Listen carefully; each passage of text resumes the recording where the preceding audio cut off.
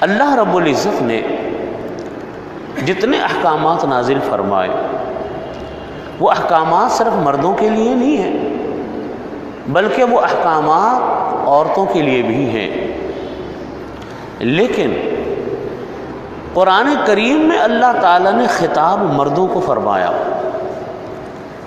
خطاب کس کو کیا؟ مردوں کو۔ اور اس کی وجہ یہ نہیں، اور جگہ جگہ کا یا ایھا الذین آمنو، عورتیں ان میں ضمناً شامل ہیں، براہ راست نام عورتوں کو نہیں لیا۔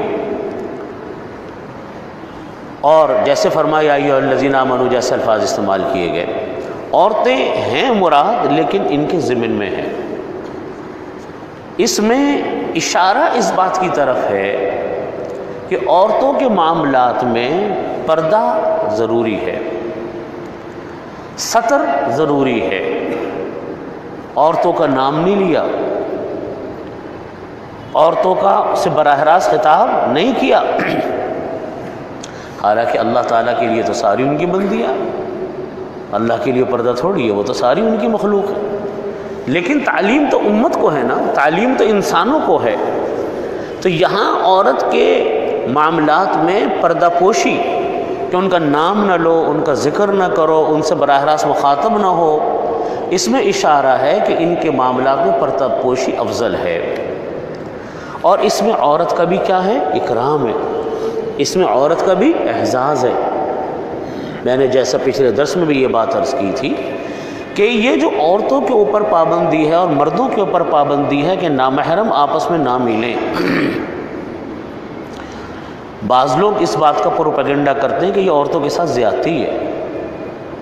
اہل اسلام یہ کہتے ہیں، شریعت کا حکم یہ ہے کہ عورت کے ساتھ زیادتی نہیں ہے، عورت کا اس میں اعزاز ہے، عورت کا اس میں اکرام ہے کہ عام مرد اس کی طرف نہ دیکھیں، عام مرد اس کو ہاتھ نہ ملائیں، عام مرد اس کو ہاتھ نہ لگائیں، اس میں عورت کا احساس ہے۔ یہاں پر بھی پورے قرآن میں نے جیسا عرض کیا کہ اصل چیز عورت کے معاملات کے اندر ستر پوشی ہے۔ پورے قرآن پاک میں اللہ رب العزت نے کسی عورت کا نام نہیں لیا، براہ راست نام لے کر مخاطب نہیں کیا، سوائے حضرت مریم علیہ السلام کے۔ وَمَرْيَمَ ابْنَتَ عِمْرَانَ کہہ کر خطاب کیا گیا کہ وَمَرْيَمَ ابْنَتَ عِمْرَان، وَمَرْيَمَ ابْنَتَ عِمْرَان، کہ مریم جو کہ بیٹی ہیں کس کی؟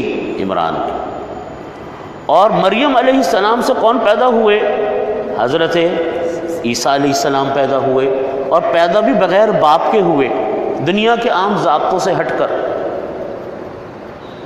تو یہاں جب پورے قرآن میں کسی عورت کا نام نہیں لیا، نام لیا تو حضرت مریم علیہ السلام کا نام لیا۔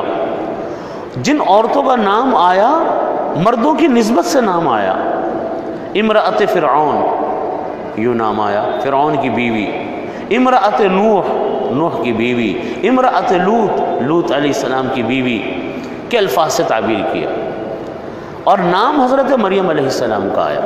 حضرت عائشہ رضی اللہ عنہا، کتنا اونچا مقام حضرت ام المومنین حضرت عائشہ صدیقہ رضی اللہ عنہا کا،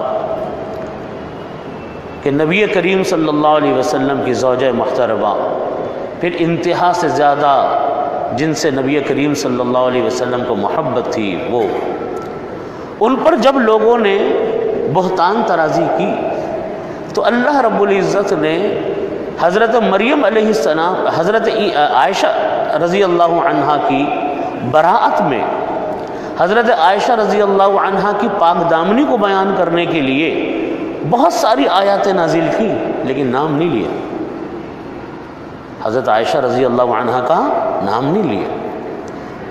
آیتوں کی آیتیں نازل ہوئیں ام المومنین حضرت عائشہ صدیقہ رضی اللہ عنہا کی پاک دامنی کے اوپر، ان کی عفت کے اوپر، ان کی عصمت کے اوپر، ان کی عزت کے اوپر، لیکن نام نہیں لیا۔ نام لیا تو کس کا لیا؟ حضرت مریم علیہ السلام کا۔ اور اس کی خصوصیت یہ لکھی حضرات مفسرین نے کہ عیسیٰ علیہ السلام، ہر آدمی اپنے باپ کی طرف منسوب ہوتا ہے، اس کا نسب کس سے چلتا ہے؟ اس کے والد سے چلتا ہے۔ حضرت عیسیٰ علیہ السلام کی نسبت کسی باپ کی طرف تو ہو نہیں سکتی تھی، بلکہ حضرت عیسیٰ علیہ السلام کو تو اللہ نے اپنی قدرت دکھانے کے لیے، اور بے شمار اس میں حکمتیں تھیں کہ دیکھو عام ضابطہ تو یہی ہے کہ باپ اور مرد عورت کے ملاپ سے اولاد پیدا ہوتی ہے، لیکن اللہ تعالیٰ فرماتے ہم کسی قاعدے ضابطے کے پابند تو نہیں، ہم اپنی قدرت بھی دکھاتے کہ ایسے بھی بچہ پیدا ہو سکتا ہے۔ اور اللہ رب العزت نے حضرت مریم علیہ السلام کے گریبان میں حضرت جبریل علیہ السلام نے جا کر پھونک ماری تو ان کو امید ہو گئی، اور وہ امید سے ہو گئی، اور حضرت عیسیٰ علیہ السلام پیدا ہو گئے۔ یہاں حضرت عیسیٰ علیہ السلام کی نسبت چونکہ باپ کی طرف نہیں ہو سکتی تھی، ماں کی طرف کرنا تھا، اس نسبت کے لیے ان کا نام ظاہر کیا گیا، ورنہ حضرت مریم علیہ السلام کا کبھی نام قرآن کریم میں شاید نہ آتا، چونکہ نسبت نسبی ظاہر کرنی تھی، اور وہ چلی عیسیٰ علیہ السلام کی نسبت کس سے چلی؟ حضرت مریم سے چلی، اس لیے اس کو ظاہر کیا۔ ایک نام اس لیے آ گیا بس، باقی ہر جگہ پر عورت کے نام کی نسبت مردوں کے ساتھ ذکر کی ہے۔ اس میں کوئی حرج، یہ عورت کے لیے اس میں کیا ہے؟ بڑی حکمت ہے، اشارہ ہے اس بات کی طرف کہ اللہ نے عورتیں اس طرح بنائی ہیں کہ ان کو پردوں میں رہنا چاہیے، ان کا اختلاط عام مجلسوں میں نہیں ہونا چاہیے۔ قرآن کریم کا جو یہ اسلوب ہے، اگرچہ خود ایک بہت بڑی حکمت اور مصلحت پر مبنی ہے، مگر عورتوں کے دل میں یہ خیال پیدا ہوا کہ ہر جگہ مردوں کا نام ہے، ہمارا تو کہیں نام ہے ہی نہیں، ہمارا تو کوئی تذکرہ ہے ہی نہیں۔ چنانچہ ترمذی شریف میں حضرت حسن رضی اللہ عنہ کی سند کے ساتھ یہ روایت آتی ہے کہ حضرت ام عمارہ انصاریہ رضی اللہ عنہ نے، اور بعض روایات میں آتا ہے کہ حضرت اسماء بنت ابی عمیس رضی اللہ عنہ نے نبی کریم صلی اللہ علیہ وسلم کی خدمت میں یہ عرضداشت پیش کی، یہ گزارش پیش کی کہ یا رسول اللہ، کہ ہم دیکھتے ہیں کہ ہر جگہ مردوں کا ہی ذکر قرآن پاک میں آتا ہے، عورتوں کا تو کہیں کوئی ذکر آتا ہی نہیں ہے، ہر جگہ انہی مردوں کو مخاطب کیا جاتا ہے، ہمیں تو مخاطب ہی نہیں کیا جاتا۔ انہوں نے عرض کیا، ان صحابیات نے رضی اللہ عنہ، انہوں نے کہا کہ یا رسول اللہ، ہمیں ایسا لگتا ہے کہ عورتوں میں کوئی خیر ہی نہیں ہے، عورتوں میں کیا ہے؟ کوئی خیر نہیں ہے، اور ہمیں ڈر ہے کہ ہماری عبادت بھی کہیں ایسا نہیں ہے کہ قبول نہ ہو، کیونکہ ہمارا تو کوئی ذکر ہی نہیں ہے قرآن کریم میں۔ تو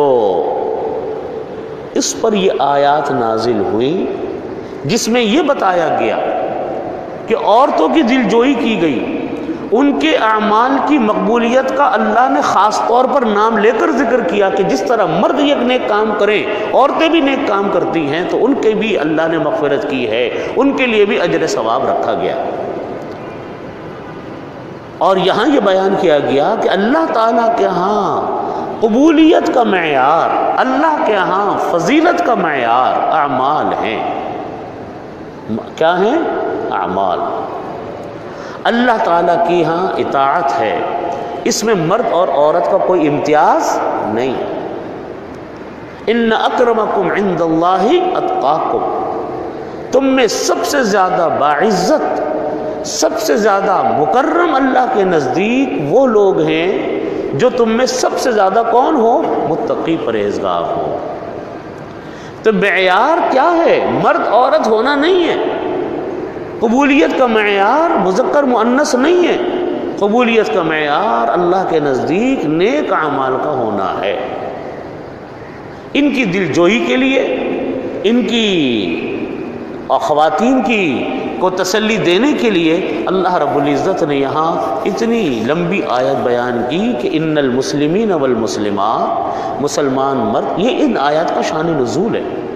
خاص طور پہ عورتوں کا نام لے کر بتایا کہ جیسے مسلمان مرد ہیں اللہ کے نزدیک، ایسے ہی مسلمان عورتیں بھی اللہ کے نزدیک۔ اور پھر نام لیا کہ بے شک مسلمان مرد مسلمان عورتیں، مومن مرد مومن عورتیں، عبادت گزار مرد عبادت گزار عورتیں، سچے مرد سچی عورتیں، صبر کرنے والے مرد صبر کرنے والی عورتیں، خشوع کرنے والے مرد خشوع کرنے والی عورتیں، صدقہ دینے والے مرد صدقہ دینے والی عورتیں، روزہ رکھنے والے مرد روزہ رکھنے والی عورتیں، اور اپنی عزت کی اور شرمگاہوں کی حفاظت کرنے والے مرد اور حفاظت کرنے والی عورتیں، اللہ کا بہت زیادہ ذکر کرنے والے مرد بہت زیادہ ذکر کرنے والی عورتیں، ان سب کے لیے اللہ نے تیار کر رکھی ہے مغفرت کو اور اجر عظیم کو۔